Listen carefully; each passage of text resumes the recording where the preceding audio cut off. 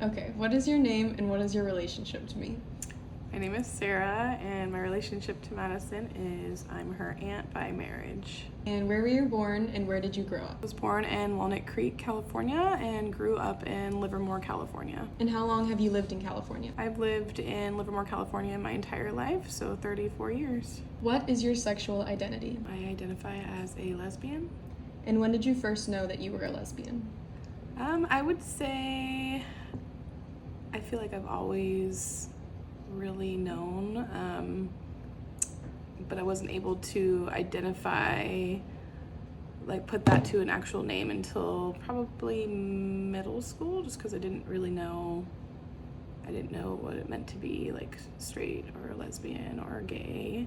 I just knew that it was normal to me. Like I was just attracted to other women. Was it hard coming out to your parents? Yeah, I think it's always a little bit difficult to have to come out and say something that you're unsure of how somebody will respond to it, or to feel like you have to make a big deal about something that should just be automatically accepted. So it was difficult in that period of time, just kind of the unknown. Did you ever have to hide your sexuality in middle school or high school? In middle school, I did. I think it's just an awkward time in general when you're going into middle school. You're kind of figuring out who you are and how to express that. And I didn't have parents that talked to me a lot about myself or sexuality or things that I should be aware of. And so I felt like, back then the norm was not how I identified. And so I think that while I was figuring myself out, I just tried to fit in. But in high school, I didn't. And I was accepted by my friends, and I got really lucky, and I really didn't have an issue in high school, other than some comments here and there, or little things. I was really fortunate that it felt like very normal for me in high school. I got a lot of support, so it really wasn't difficult at all. When Proposition 8 was passed in 2008, you were 17. How did that make you feel at the time? It definitely made me feel upset and angry. In comparison, I think that I wasn't surprised with how, and even to this day, I'm still not surprised with how behind our country is with these types of things, and the fact that we have to still vote on things where people are choosing how to live their lives and your personal rights, making decisions on your personal decisions. So I think I was definitely disappointed, but I wasn't surprised. I'm still not. In 2010, the Ninth Circuit District Court overturned Prop 8, and in 2013, same-sex marriage was finally legalized. What was going through your head during these times? So at the time, in 2009, we had gotten a domestic partnership. It basically was something that was considered for LGBT individuals. It was marriage certificate for them. We weren't able to actually get married, but it was like the government saying, this is the same thing, but we're gonna call it something different because you guys are not treated the same. But it gave us some legal protections, not all the legal protections, but some. So we chose to get that in 2009. When everything was overturned and marriage was legalized in 2013, we ran and got married right away, which naturally dissolved the domestic partnership, unfortunately. Kind of the question people ask us, oh, how long have you been married? It's kind of a sensitive one to us because it was never something we could just choose and plan like a lot of people do and make it something special. It's always been you're different and you are a minority and you're gonna be treated this way. And now something's been overturned,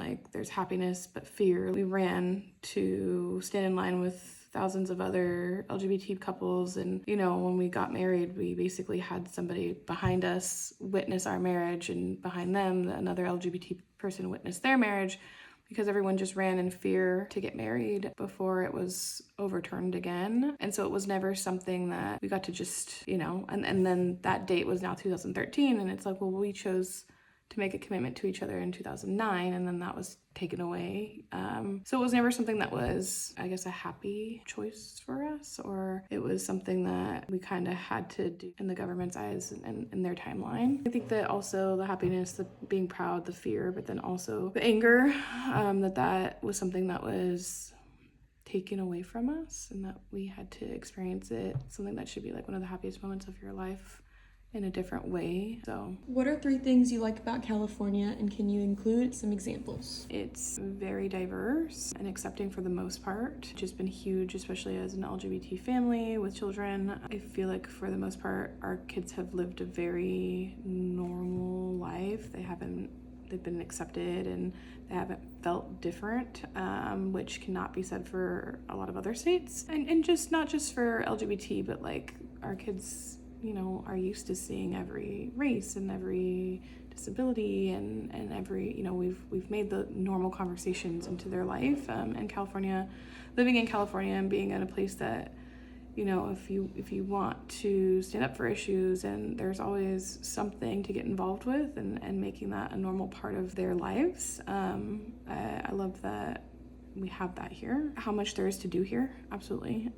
We love doing things and spending time with each other. And our favorite thing to do, I would say like taking adventure. And there's always something like we're an hour, from the snow, from the beach, from the city, from so many different things, and that's why we love it so much. And then I think like the beauty of it as well, right? So we live in Northern California, so there's just tons of beauty, the ocean, there's nothing's flat, the beautiful like redwoods and trees and just so much across all of California. It's just beautiful. So I think all of it. What do you think are the 2 biggest issues we face? I think for the most part, a lot of things, California does a lot of things pretty well. So if our country is dealing with something like a lot of the larger issues, California is usually pretty involved in a part of those fights. So I can't necessarily say any of those concerns would be on the list specifically for California, but I think a few big issues that we face, especially for my generation and younger, is affordable housing and access and affordable school, access to school and affordable schooling. We've always rented. We've never been able to afford to buy. Definitely was not the same concerns that my parents had when they were my age. So I think that has become increasingly more difficult, especially in Northern California, with Silicon Valley being one of the most expensive places to live in the United States. So it's definitely a huge concern, I think.